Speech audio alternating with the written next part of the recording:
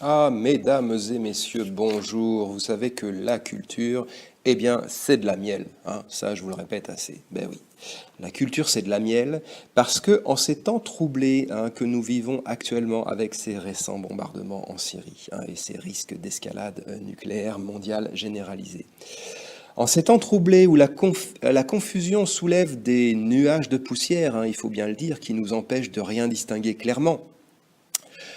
Si on est là collé aux écrans et aux nouvelles qui arrivent, eh bien, c'est difficile finalement de se faire une idée claire de la situation. Eh bien, la culture, hein, le détour par la culture, le retour à la culture et aux grandes œuvres de la culture, aux grandes choses de la culture, permet de prendre du recul, de revenir un petit peu aux fondamentaux, de se décentrer, hein, et d'englober de son regard une situation dans son ensemble. C'est pour ça que la culture, c'est de la miel. Eh oui, eh oui. Et faisons d'ailleurs un petit peu de ce mouvement, hein, de recul, parce que revenons par exemple à un événement qui peut être comparé à ceux que nous vivons actuellement, la crise des missiles cubains. Alors moi je n'y étais pas, hein, mais on dit, enfin c'est de notoriété publique, que toute la planète vivait suspendue aux nouvelles, hein. C'était la vie, les jours, les minutes s'égrenaient de façon très longue, et la population mondiale, hein, dans tous les pays, en tout cas tous les pays occidentaux, était tenaillée par l'angoisse de penser qu'à tout moment, hein, le monde pouvait basculer dans un chaos nucléaire généralisé, dans un grand embrasement généralisé. Alors nous sommes presque 60 ans plus tard, et les récents événements de Syrie, eh bien, sont absolument, enfin, je veux dire, ils ont un degré de dangerosité au moins aussi fort que la crise des missiles cubains, hein. D'autant plus que là, la situation est beaucoup plus confuse. À la rigueur, hein, pendant la crise des missiles cubains, bon, il y avait deux entités qui clairement s'affrontaient et qui se jaugeaient. Là, il y a beaucoup d'éléments perturbateurs à droite, à gauche, en haut, en bas. La situation est beaucoup plus confuse et beaucoup plus compliquée. Et la moindre étincelle peut mettre le feu aux poudres. Et ce sont des poudres nucléaires, mesdames et messieurs. Hein, donc la situation est au moins aussi chaude aujourd'hui, mais elle semble, alors curieusement, hein, c'est ça ce qui a changé dans les 60 années, elle semble se dérouler aux yeux de l'opinion mondiale, en tout cas aux yeux de l'opinion française, dans un climat d'apathie quasi complet, hein. Eh oui. Mais il faut dire que dans l'espace de ces 60 années, l'efficacité, hein, de toutes les techniques de manipulation de l'opinion, toutes les techniques d'endormissement, de zombification, de piratage mental, ont été activées et au plus haut point par tous ces régimes, je cite, attachés aux libertés individuelles, hein, et qui ont pratiqué donc toutes ces techniques sur des populations devenues d'ailleurs très largement consentantes. Eh ben oui.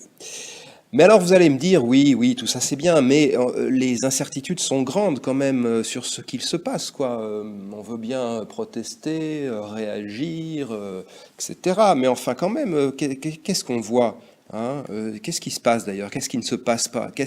Entre ce qu'affirment les uns, ce que défendent les autres, à qui faire confiance? Hein, comment savoir? Pourquoi lutter déjà, mais pour qui lutter aussi? Ça c'est, hein, et puis en plus, comment se faire entendre dans ce monde qui bourdonne en permanence d'un crachat ininterrompu de news dans tous les sens? Comment faire entendre sa voix? Hein, et puis comment y voir clair? Comment ne pas être accusé aussi? Alors c'est ça le problème, hein. Si on se met juste l'espace d'une seconde pour des raisons de clarté analytique, à adopter le point de vue de l'ennemi, hein, pour voir ce que ça donne depuis son point de vue, hein, de l'ennemi, c'est-à-dire du monstre, de Bachar el-Assad.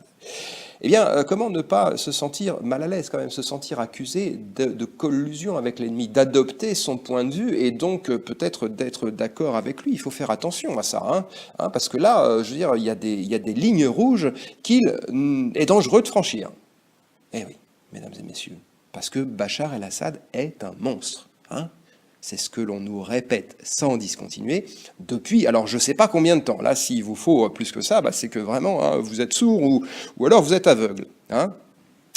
Et c'est ce qu'on nous prie fermement de croire, hein, par des incitations tout à fait courtoises, mais tout à fait fermes, sous peine d'être soi-même assimilé moralement à cette monstruosité morale, à cette pourriture humaine qu'est Bachar el-Assad. Franchement, ce dictateur sans foi ni loi, hein, et considérez les choses un peu sous cet angle, qui n'hésite pas à employer tous les moyens à sa disposition. Et quand je dis tous les moyens, messieurs, dames, je veux dire tous les moyens, y compris ces armes chimiques, bannies, hein, par les gens civilisés parce que trop inhumaines et trop aveugles. Eh bien, quand on n'arrive pas à croire que ce genre de personne est un monstre, c'est que, je sais pas, c'est qu'il y a un problème. En tout cas, moi, j'ai décidé de prendre du recul. Et j'ai décidé d'aller à la lecture d'un grand classique de la littérature mondiale, un grand classique chinois, le général Sun Tzu. Et oui, mesdames et messieurs, je ne sais pas si je prononce bien, mais en tout cas, le général Sun Tzu, vous le connaissez certainement, bien que peut-être son nom ne vous dise rien. C'est l'auteur de ce fameux art de la guerre, hein, qui peuple tous les kiosques à journaux et tous les étals de toutes les librairies, un peu partout dans le monde maintenant.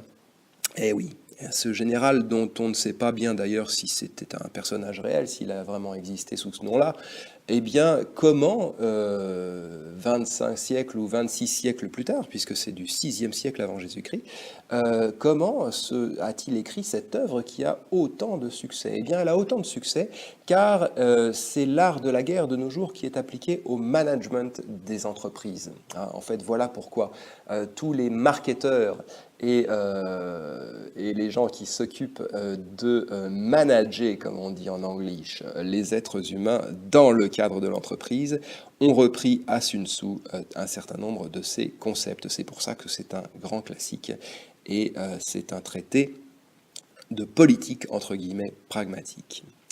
Alors, si on lit vraiment, si on va dans le texte de cet art de la guerre, eh bien cet art de la guerre postule que faire la guerre, l'objectif de la guerre, c'est de contraindre l'ennemi à abandonner la lutte par tous les moyens, que ce soit des moyens belliqueux ou que ce soit par la ruse. Et donc, il livre, dans l'esprit de cet objectif, contraindre l'ennemi à abandonner la lutte, il livre un certain nombre de techniques, dont il donne le détail dans son ouvrage, que j'ai parcouru, que j'ai reparcouru récemment, et je tombe sur ceci qui semble, que je vais vous citer, qui semble fait sur mesure pour Bachar el-Assad. Écoutez bien, messieurs. Lorsque ton ennemi est presque complètement battu, et que la victoire finale est à portée de ta main, alors gaze ta propre population civile, dans l'espoir que tes puissants ennemis restent sans réaction. Et il ajoute un petit peu plus loin, recommence au besoin ce même procédé autant de fois qu'il te semblera nécessaire. Et oui, mesdames et messieurs, Bachar el-Assad est non seulement un monstre, mais je pense qu'il est doublé d'un idiot intégral, d'un abruti total, d'un couillon phénoménal. Un mec passé expert dans l'art de la guerre, non seulement, mais aussi dans celui de se tirer une balle dans le pied. On peut par ailleurs douter un tout petit peu de l'intelligence du peuple syrien. Eh oui, il faut bien se poser la question. Le peuple syrien dans son ensemble, qui dans toutes ces épreuves qu'il traverse depuis tant d'années, soutient son leader de façon indéfectible, même s'il le gaze. Ceci n'a absolument rien à voir du tout avec la France, où nous ne sommes pas gazés, nous, et où nous ne le serons jamais. Où le jeune et joli beau gosse, Macronicus, affirme, sur des bases évidemment mensongères, détenir des preuves d'un crime odieux pour lequel il se fait enquêteur, juge et partie, et pour lequel il se lance seul dans une action potentiellement très dangereuse, car pouvant déboucher sur un conflit généralisé et nucléarisé, où il le fait sans jamais consulter le peuple qu'il incarne, ou du moins les députés qui le représentent, et où le peuple, dans le fond, ne proteste pas bien fort, pas tant que ça, proteste un tout petit peu, mais enfin bon, voilà, c'est pas, on va pas non plus, c'est pas... Eh oui, mesdames et messieurs, le peuple syrien est gazé, lui, mais le peuple français ne l'est pas gazé. Il n'est pas enfumé et mis hors d'état de nuire. Ah non, pas du tout. Il n'est pas pris en otage pour aller poursuivre de façon belliciste des intérêts qui ne sont pas les siens, absolument pas. Il n'est pas endormi par des fables qu'on lui répète en boucle par tous les télécrans et tous les haut-parleurs qui peuplent autant son espace public que son espace privé. Mesdames et messieurs, le peuple français est un grand peuple, il est debout. Il n'est pas vaincu par l'air qu'il respire.